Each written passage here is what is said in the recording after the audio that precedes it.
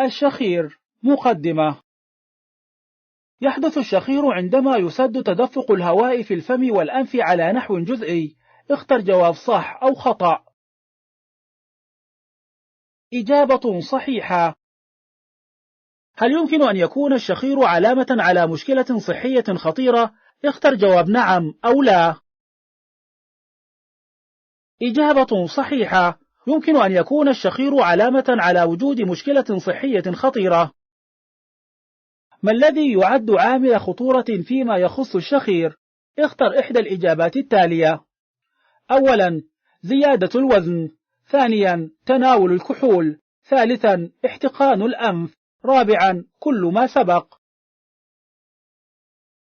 إجابة صحيحة. هناك عوامل خطورة كثيرة فيما يخص الشخير. هل يمكن معالجة الشخير؟